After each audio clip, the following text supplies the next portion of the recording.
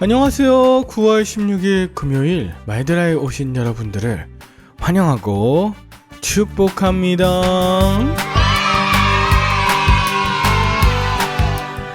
제가 말드라 처음 시작할 때는 1월 첫 주 참 추운 날이었어요. 조용히 녹음할 마땅한 장소가 없어서 결국 늦은 시간 주차장 속 차 안에서 이불을 뒤집어 쓰고 녹음했었습니다. 그러다가 주변에 자동차 들어오는 소리와 살을 파고드는 추위 때문에 결국은 집에 들어와 녹음을 했는데, 그러다 보니 아이들이 깰까 마음이 조급하고 또 실수 많아 다시 녹음하는 날도 종종 있었답니다. 그리고 온 무더위를 지나 다시 아침 저녁으로 날씨가 선선한 가을이 왔어요. 9개월이라는 시간 동안 빠짐없이 또 변함없이 말드라를 준비하는 것이 결코 쉬운 일은 아니었지만 그 모든 시간에 함께 해주신 하나님, 그리고 여러분이 계심에 감사하답니다. 예수님이 예루살렘에 올라가 생의 마지막 순간이 다가올 때 3년간 함께 해준 제자들에게도 이와 같지 않으셨을까 생각을 해보게 되네요. 그럼 오늘도 주님의 말씀을 공감하는 마음으로 하나님께서 주시는 말씀을 듣는 시간 되길 바라는 마음을 담아 오늘도 힘차게 말드라를 시작해 보도록 하겠습니다. 자, 출발!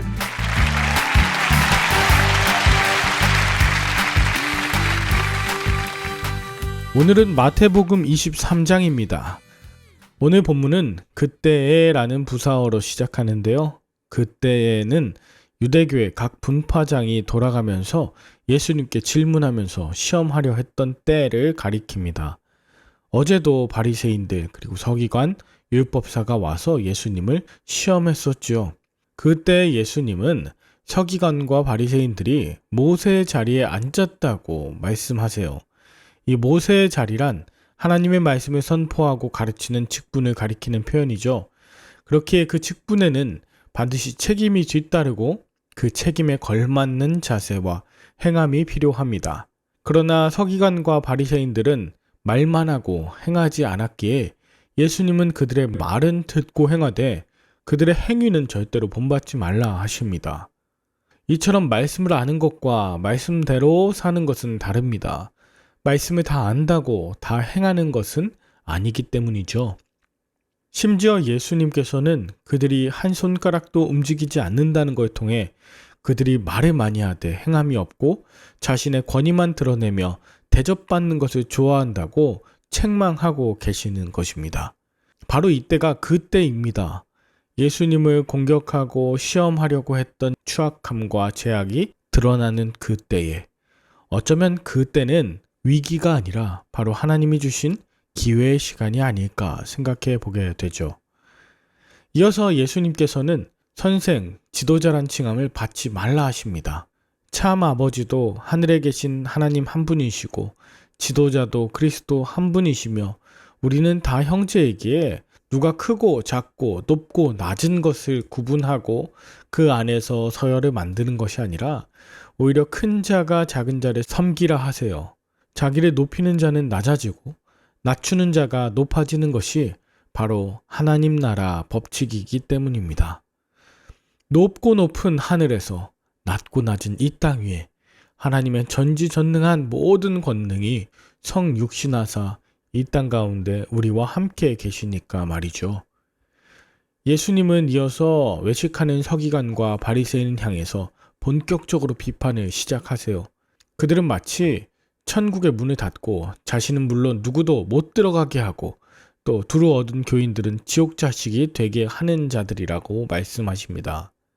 성전의 금과 제단의 예물을 성전의 제단보다 크게 여기고 또 식물의 11조는 드려도 더 중요한 정의와 긍휼, 믿음은 저버렸다고 말씀하세요. 이것은 마치 회칠한 무덤같이 보이는 것으로 겉모습과 사람들의 평판만을 중시하는 자들의 특징이기 때문이었습니다. 게다가 그들은 조상이 선지자를 죽일 때 자신이 가담하지 않았을 거라고 자만했지만 사실은 그들 모두 조상들과 다를 바 없는 자들입니다. 이들을 향한 예수님의 책망, 이제 예루살렘으로 확대되는데요. 예수님께서는 예루살렘을 모아 품으려 하셨지만 그들이 원하지 않고 도리어 그 악의 합세에 기꺼이 악을 행했기 때문에 결국 예루살렘도 황폐해질 것이라고 하십니다. 그럼에도 불구하고 죽임당할 것을 알면서도 자기 사람을 이 땅에 계속해서 보내시는 것이 하나님의 끝없는 사랑입니다.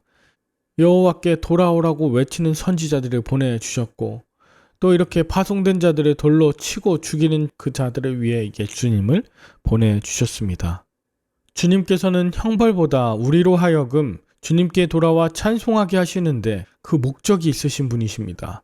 황폐한 고난 가운데서 내게 찾아오신 그 주님을 찬양할 때 하나님께서 우리를 품으실 뿐 아니라 우리를 포기하지 않으시고 우리를 하나님의 집이자 성전으로 삼으실 것입니다. 우리도 세상을 살아가면서 다른 사람들의 불의를 판단하며 나는 죄가 없는 자라고 착각하기 참 쉽습니다. 그러나 자신의 내면이 깨끗한지를 먼저 살피고 스스로 예수님께 나아가는지를 먼저 돌아보아야 합니다. 그렇지 않으면 예수님의 계속된 말씀, 즉 화있을진저라는 심판의 메시지가 다른 자가 아닌 바로 자신의 것이 되기 때문입니다.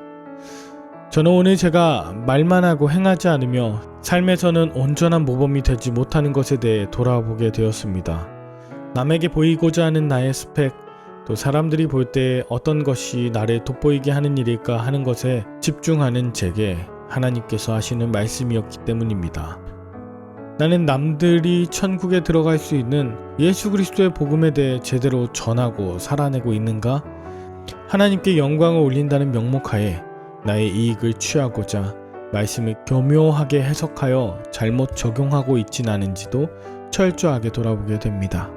그런데 너무나 놀라운 것은 아무리 생각해도 저는 본문 속에 나오는 종교 지도자들일 뿐이라는 것이죠. 그래서 주님의 말씀과 은혜가 아니면 저는 여전히 죄인이고 구원받지 못할 자입니다. 주님의 사랑이 아니면 주님의 일을 감당할 자격도 능력도 없는 자입니다. 그래서 이 감동과 감격으로 말미암아 그저 예수님의 뒤를 묵묵히 따르고자 합니다.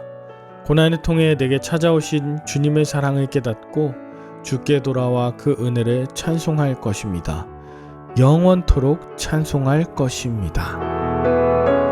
여러분은 오늘 본문을 통해 무엇을 느끼셨나요? 모세의 자리에 앉아 가르치기만 좋아하고 정작 가르침 받기를 싫어하며 말만 하고 행하지 않는 죄를 범하고 있지는 않나요? 믿음의 동역자가 나의 잘못을 비판했을 때 그것을 받아들이며 돌이켜 나의 행동을 변화시키는 자인가요? 아니면 그런 말을 하는 자를 시기하며 변화하지 않는 자인가요? 말씀하신 것이 남고 또 행함으로 변화되는 복된 하루 되시길 간절히 바랍니다. 함께 기도할까요? 하나님 아버지, 저는 체면에 살고 체면에 죽는 자입니다. 외식하며 회칠한 무덤처럼 살아온 인생입니다. 그러나 이제 주 예수 그리스도의 보혈의 은혜로 나의 더러움을 드러내오니 낮아져서 섬기되 사람들의 시선이나 평가가 아닌 예수님의 마음을 느끼며 예수님이 어떻게 행하셨을지 늘 말씀으로 인도함 받게 하옵소서. 감사드리며 예수님의 이름으로 기도 올리옵나이다. 아멘. 오늘도 함께 해주신 여러분들께 감사드리며 저는 내일 다시 찾아뵙도록 하겠습니다. 샬롬.